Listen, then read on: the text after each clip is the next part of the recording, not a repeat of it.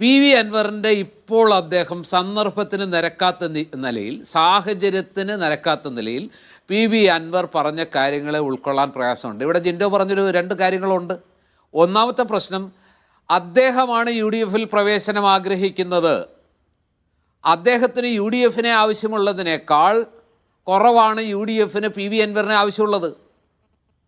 ഈ കാര്യം ഞാൻ വിചാരിക്കുന്നത്.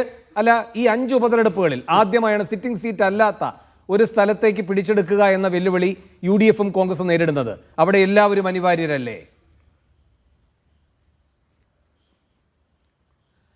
പക്ഷേ കഴിഞ്ഞ തെരഞ്ഞെടുപ്പുകളുടെ ചിത്രം എടുത്ത് നോക്കുക, അവിടുത്തെ വോട്ടിൻ്റെ ഒരളവെടുത്ത് നോക്കുക, ഭൂരിപക്ഷമൊക്കെ പരിഗണിക്കുമ്പോൾ ഇവിടെ P V Anvar plus C P M ആണ് 2770 വോട്ടിൻ്റെ അല്ലെങ്കിൽ 2700 വോട്ടിൻ്റെ ഭൂരിപക്ഷം വി വി പ്രകാശിനെ തോൽപ്പിക്കാൻ.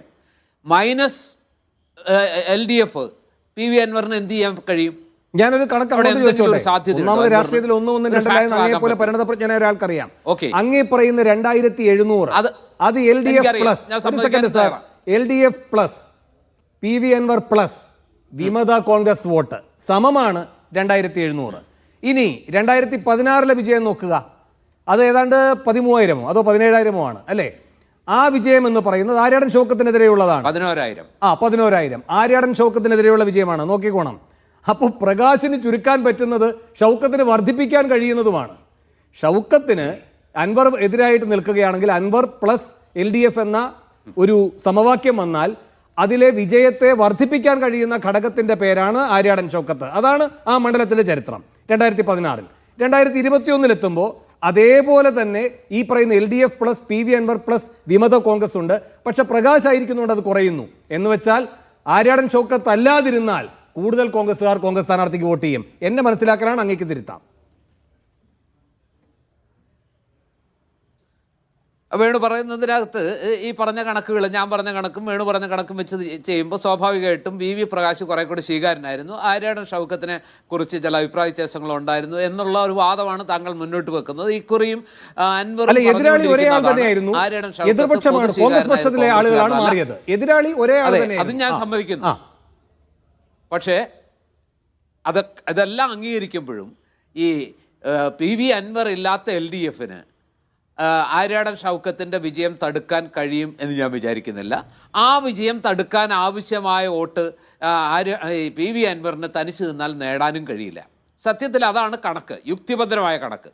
അതല്ലെങ്കിൽ ചില അത്ഭുതങ്ങൾ സംഭവിക്കണം എന്നുള്ളതാണ് വസ്തുത. ഇവിടെ അതിനൊക്കെ അപ്പുറത്തുള്ള യഥാർത്ഥ പ്രശ്നം എന്താ? താങ്കൾ പറഞ്ഞ ഒരു കാര്യത്തോടെ യോജിക്കുന്നു. ഈ അവസാന നിമിഷം വരെ ഇങ്ങനെ ഘടകകക്ഷിയാക്കൂ, അസോസിയേറ്റ് മെമ്പറാക്കൂ എന്നുള്ള കാര്യത്തിൽ കുറച്ചുകൂടി നേരത്തെ തീരുമാനമെടുക്കാമായിരുന്നു. അതിനൊരുപക്ഷെ അങ്ങനെ ഒരു തീരുമാനം എടുക്കാതിരുന്നതിൻ്റെ ധാർമ്മിക ഉത്തരവാദിത്വം കോൺഗ്രസിനുണ്ട്, UDFനുണ്ട്, പ്രത്യേകിച്ച് VD സതീശൻ എന്ന പ്രതിപക്ഷ നേതാവിനുണ്ട്. കാരണം അതിനിടയിൽ KPCC പ്രസിഡന്റ് മാറുന്നു, അതുപോലെ തന്നെ മറ്റു പല മാറ്റങ്ങളും വരുന്നു. അപ്പോൾ സ്വാഭാവികമായിട്ട് UDF ചെയർമാൻ കൺവീനറും മാറുന്നു. അപ്പോൾ സ്വാഭാവികമായിട്ടും അക്കാര്യത്തിൽ ഒരു തീരുമാനം എടുക്കേണ്ട കൂടുതൽ ഉത്തരവാദിത്വം VD സതീശന്. പക്ഷെ ഇവിടെ ഒരു പ്രൈം ക്വസ്റ്റ്യൻ ഉണ്ട് വേണു. ഈ VD സതീശനെ എങ്ങനെ വിശ്വസിക്കും?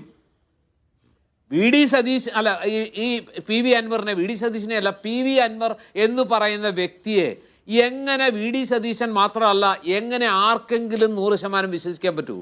ഇങ്ങേരുടെ മുൻകാല ചരിത്രവും ഇങ്ങേര് പലർക്കുമെതിരെ മുൻകാലങ്ങളിൽ ഉന്നയിച്ചിട്ടുള്ള ആരോപണങ്ങളും ഏറ്റവും ഒടുവിൽ പിണറായി സത്തിനെതിരെയുള്ള പോരാട്ടം, ഇദ്ദേഹത്തിന് എവിടെയെങ്കിലും ഒരു സ്റ്റാൻഡ് വേണ്ടേ, ഒരു നിലപാട് വേണ്ടേ? ഇദ്ദേഹം സകലരെയും സംശയിക്കുന്നു, സകലരെയും പ്രതിക്കൂട്ടിലാക്കുന്നു, സകലർക്ക് എതിരെ ആരോപണം ഉന്നയിക്കുന്നു. എല്ലാ രാഷ്ട്രീയ ധാർമ്മികതകളും നൈതികതയും എന്താ പറയുക കാറ്റിൽ പറത്തുന്നു. UDFന്റെ സ്ഥാനാർത്ഥിയെ തീരെ കൊള്ളാത്തവൻ, ജയസാധ്യത ഇല്ലാത്തവൻ,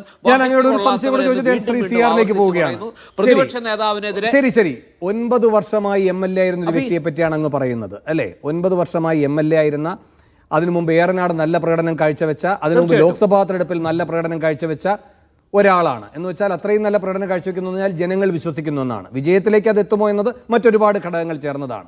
ഇനി ഇവിടെ കെട്ടിവെച്ച കാശ് പോകുന്ന അവസ്ഥ BJPക്ക് ഇപ്പോഴും കേരള രാഷ്ട്രീയത്തിൽ ഉള്ളപ്പോഴാണ് അൻവറിൻ്റെ സ്ഥിതി എന്നതും കൂടെ ആലോചിച്ചു കൊള്ളണം.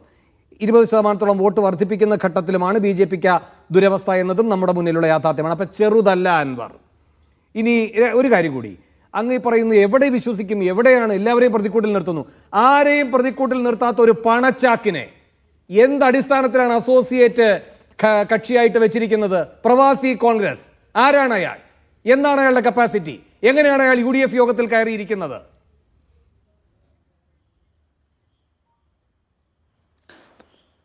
താങ്കൾ ചോദിക്കുന്ന അതേ ചോദ്യങ്ങൾ തന്നെയാണ് അൻവറും ചോദിച്ചുകൊണ്ടിരിക്കുന്നത്. അതൊക്കെ അതെല്ലാം ചോദ്യങ്ങളാണ്. അല്ല, ഈ അസോസിയേറ്റ് അംഗത്വം എന്ന് പറയുന്നത് ഇത്രയും ഉപാധികളോടെ, ഇത്രയും ധാർമ്മികത പുലർത്തി മാത്രം കരഗതമാകുന്ന അമൂല്യരത്നമാണ് എങ്കിൽ ഈ പ്രവാസി കോൺഗ്രസ്സുകാരൻ അതെങ്ങനെയാണ് സൂക്ഷിച്ചു വെച്ചിരിക്കുന്നത്?